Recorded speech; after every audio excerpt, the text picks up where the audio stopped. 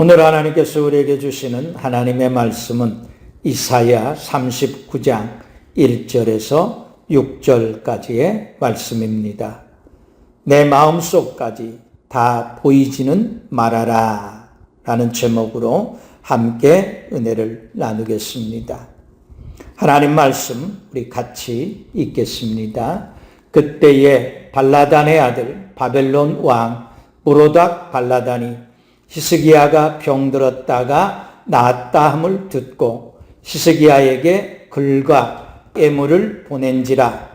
히스기야가 사자들로 말미암아 기뻐하여 그들에게 보물 창고 곧 은, 금과 향로와 보배로운 기름과 모든 무기고에 있는 것을 다 보여주었으니 히스기야가 공중의 소유와 전 국내의 소유를 보이지 아니한 것이 없는지라. 이에 선지자 이사야가 히스기야 왕에게 나와 묻되 그 사람들이 무슨 말을 하였으며 어디서 왕에게 왔나이까 하니 히스기야가 이르되 그들이 원방 곧 바벨론에서 내게 왔나이다 하니라. 이사야가 이르되 그들이 왕의 궁전에서 무엇을 보았나이까 하니 히스기야가 대답하되 그들이 내 궁전에 있는 것을 다 보았나이다. 내 창고에 있는 것으로 보이지 아니한 보물이 하나도 없나이다 하니라. 이사야가 히스기야에게 이르되 왕은 만군의 여호와의 말씀을 들으소서. 보라, 날이 이르리니 너의 집에 있는 모든 소유와 내 조상들이 오늘까지 쌓아둔 것이 모두 바벨론으로 옮긴 바 되고 남을 것이 없으리라. 여호와의 말이니라. 아멘. 히스기야는 이스라엘의 열왕들 가운데 다윗 왕 이후 300년 만에 나타난 믿음의 왕으로 인정받을 만큼 훌륭한 왕이었습니다. 히스기야는 아버지 아하스가 하나님께 행한 모든 악들, 하나님의 성전문을 닫고 나라 곳곳에 우상의 산당을 세우고 우상을 꾸려들여 이스라엘 백성들로 하여금 우상 숭배하게 한 모든 죄악들, 그리고 이스라엘의 예배를 엉망으로 무너뜨리고 하나님을 떠나게 한 걸 바로 잡았다 말씀합니다. 히스기야는 왕이 되자마자 우상 숭배의 근거지인 상당들을 때려 부셨고 성전 문을 다시 열었고 성전을 청결하게 복구하고 하나님의 예배를 회복하고 그동안 지키지 않았던 유월절을 지킴으로써 이스라엘 백성들의 신앙을 회복하고 하나님께 돌아오게 한 왕이었다 말씀합니다. 하나님의 말씀을 삶의 최우선 순위에 두고 이스라엘 백성들의 신앙의 계획을 단행한 것입니다. 히스기야는 철저하게 성경대로 선과 정의와 신실함으로 행하였습니다.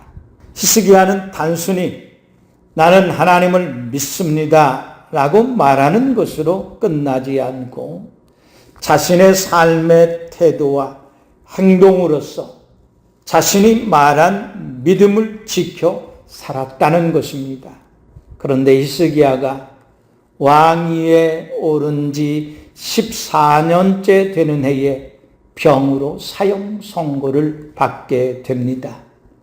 거기다 엎친 데 덮친 격으로 아수르 왕이 예루살렘을 쳐들어와서 예루살렘을 포위하고 있을 때였다라는 겁니다.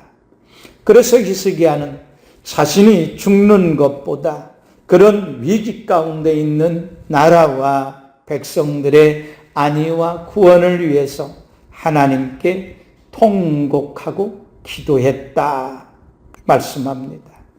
그때 시스기야가 어떤 기도를 했는지 열왕기하 20장 2절 3절에서 이렇게 기록하고 있습니다. 히스기야가 낯을 벽으로 향하고 여호와께 기도하여 이르되 여호와여 구하오니 내가 진실과 전심으로 주 앞에 행하며 주께서 보시기에 선하게 행한 것을 기억하옵소서 하고 히스기야가 심히 통곡하더라 기록하고 있습니다. 하나님만 바라보고 통곡하며 기도했다는 것입니다. 그런데 히스기야가 기도하자마자 즉시 하나님께서 응답하셨습니다.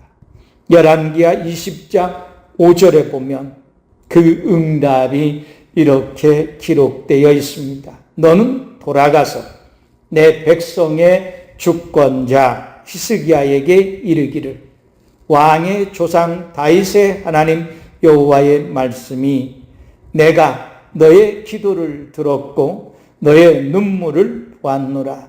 내가 너를 낫게 하리니 네가 3일 만에 여호와의 성전에 올라가겠고 내가 너의 날에 15년을 더할 것이며 내가 너와 이 성을 왓수리의 손에서 구원하고 내가 나를 위하고 또 내 종 다윗을 위함으로 이 성을 보호하리라 하셨다 하라 전하라고 이사야에게 응답하신 겁니다.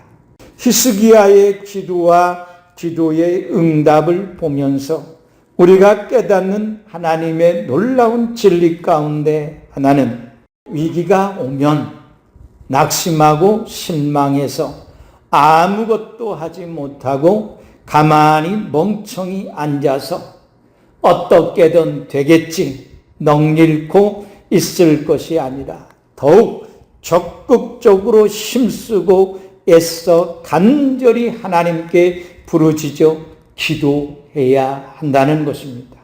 나 개인을 위해서가 아니라 하나님의 나라와 의를 위해서 그리고 교회와 성도들을 위해서 거룩한 목적을 가지고 기도해야 한다는 것입니다. 그런데 한 가지 주의할 것은 히스기야가 진실과 전심으로 주 앞에 행하며 주께서 보시기에 선하게 행한 것을 기억하여 달라고 기도했는데 우리도 그러면 그렇게 기도해야 하느냐? 그렇지 않다는 것입니다.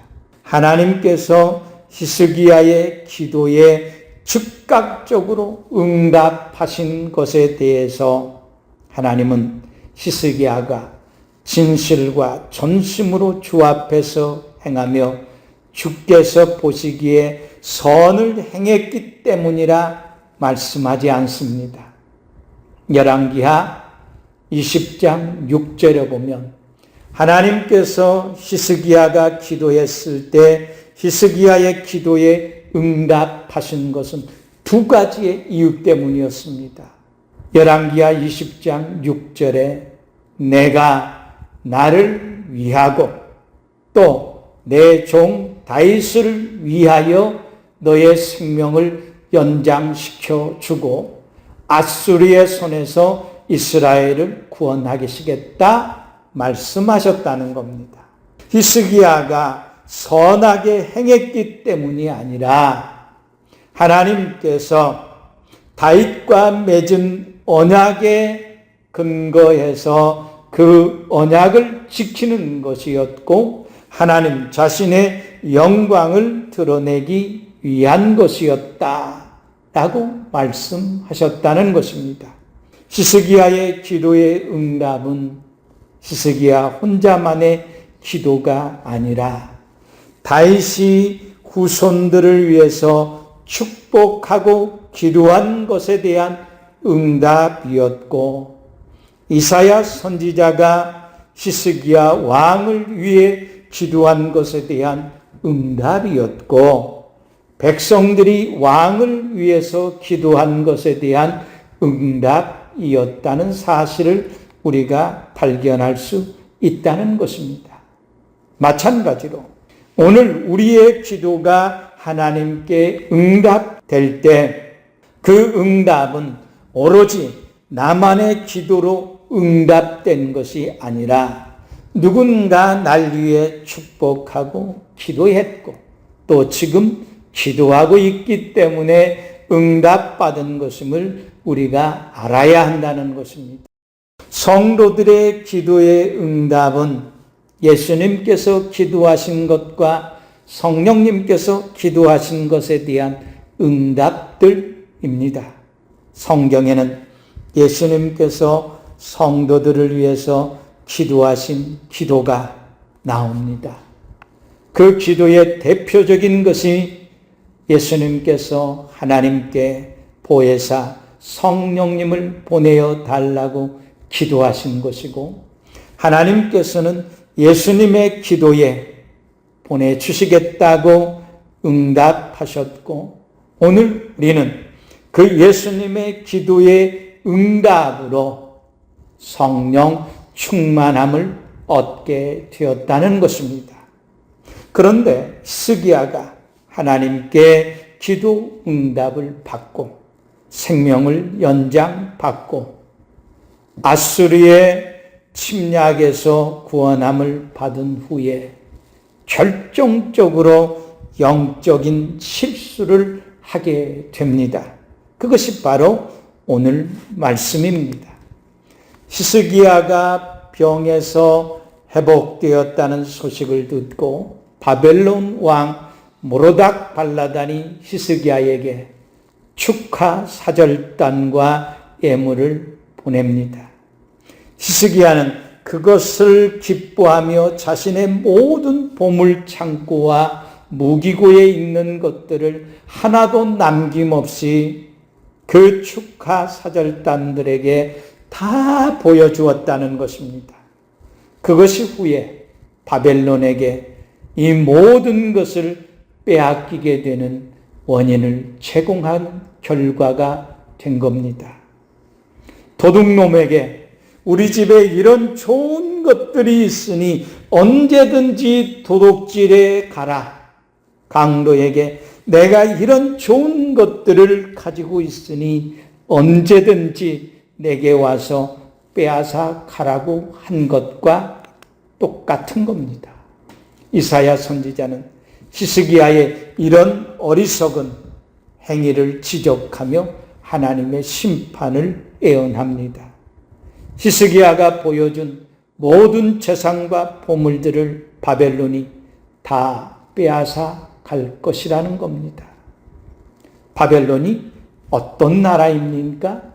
장차 이스라엘을 멸망시키고 이스라엘을 70년 동안 비참하게 통치하며 이스라엘 백성들을 강제로 끌고 가 노예로 삼게 될 나라가 바벨론입니다.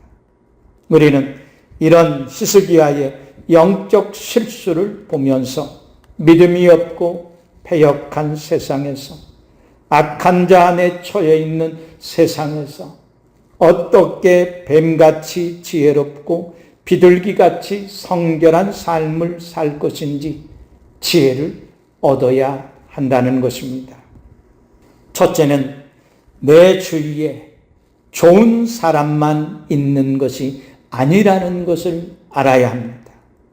바벨론 왕의 사절단은 표면적으로는 히스기야 왕이 병들어 죽게 생겼다가 하나님께서 고쳐주셔서 건강을 되찾은 것을 축하하기 위해서 왔을 겁니다. 그러나 그들은 그런 순수한 목적만 가지고 온 것이 아니라 자신들의 철저한 계산과 이익을 위해서 치밀하게 계획을 세우고 왔다는 것입니다. 그들은 굶주린 사자와 같이 이스라엘을 처참하게 짓밟고 멸망시킬 자들이었습니다. 오늘의 친구가 내일의 적이 되고 가까운 친구가 사기꾼이 되는 세상입니다. 그렇다고 모든 사람을 의심해야 된다, 멀리해야 된다는 것이 아닙니다. 마귀가 보낸 스파이가 내 옆에 친구로 있을 수 있다는 것입니다. 히스기야는 바벨론 사람들을 친구로 생각했을 겁니다. 왜? 나한테 선물을 주고 나를 생각해 주었기 때문입니다. 앞으로 어떤 무모한 짓을 행할지 꿈에도 생각하지 못했을 겁니다. 하나님께 받은 은혜와 축복을 다 도적질해 가고 빼앗아가기 위해서 마귀가 우리 옆에 친구로 심어놓은 스파이가 있다는 것을 우리는 늘 깨닫고 경계해야 됩니다. 그들은 늘 우리에게 믿음의 말을 합니다. 너는 믿음으로 살아야 한다.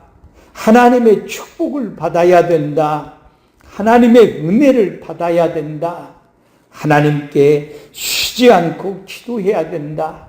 하나님의 말씀으로 살아야 된다. 가장 좋은 축복의 말들을 합니다. 그런데 이 스파이는 내 시간을 은근히 도둑질해 갑니다. 나의 마음을 은근히 빼앗아 갑니다. 지금은 컨디션이 안 좋으니까 컨디션을 좀 회복하면 그때 몇 배로 열심히 하자. 당장 이 일부터 끝내고 그 다음에 몇 배로 더 열심히 하자. 분명 믿음을 말하고 있는데 행함이 없는 믿음을 말하고 있다는 겁니다. 마귀는 죽은 믿음을 갖게 하는 스파이를 내 옆에 심어 두었다는 것입니다. 그래서 우리는 말로만 좋은 친구가 아니라 친구를 위해 목숨까지도 버릴 수 있는 참 좋은 친구를 주시도록 하나님께 기도해야 합니다. 마치 다윗에게 요나단과 같은 친구, 다니엘에게 하나냐, 미사엘, 아사라와 같은 친구들을 주시도록 기도해야 한다는 것입니다. 초대교회 성도들과 같이 마음을 같이하여 함께 기도할 친구들을 주시도록 기도해야 한다는 겁니다. 나아가 정말 좋은 목회자를 보내주시도록 기도해야 합니다. 그래야 우리가 하나님께 받은 보물들을 지킬 수 있습니다. 한순간 강도로 돌변해 우리의 모든 것을 다 빼앗아갈 마귀가 심어놓은 스파이를 경계하고 멀리해야 합니다. 바벨론은 오늘은 히스기야가 병 나은 것을 축하하는 아주 친한 친구이지만 곧 세상에서 가장 악랄한 강도요 적으로 돌변하게 될 날이 곧 이르게 될 것입니다. 두 번째, 다 보여주면 강도에게 다 빼앗긴다는 것을 알아야 합니다. 히스기야는 바벨론 왕을 좋은 친구로 생각하고 보여줄 수 있는 건 다 보여주었습니다. 13절에 보면 히스기야가 사자들의 말을 듣고 자기 보물고의 금, 은과 향품과 보배로운 기름과 그의 궁기고와 창고의 모든 것을 다 사자들에게 보였는데 왕궁과 그의 나라 안에 있는 모든 것 중에서 히스기야가 그에게 보이지 아니한 것이 없더라 말씀했습니다. 나에게 잘해주는 사람에게 잘해주는 것 좋습니다. 그러나 간쓸게까지 다 빼주는 것은 지혜롭지 못한 행동입니다. 나에게 잘해주면서 나에 대해서 속속들이 캐묻는 사람들이 우리 주변에 많습니다. 우리 식구들에 대한 정보, 우리 가정 살림에 대한 정보를 분위기에 취해 기분에 취해 스파이에게 다 말해줘 버리는 성도들이 참 많습니다. 그러면 절대 안 됩니다. 좋은 친구이고 믿는 친구인데 어떻게 속이는 것이 있으면 됩니까? 속이면 그건 진짜 친구가 아니잖아요. 사람들은 그렇게 말합니다. 무엇보다 성도들 간에는 속이고 감추는 것이 없이 진실을 해야 한다고 생각합니다. 그러나 명심해야 합니다.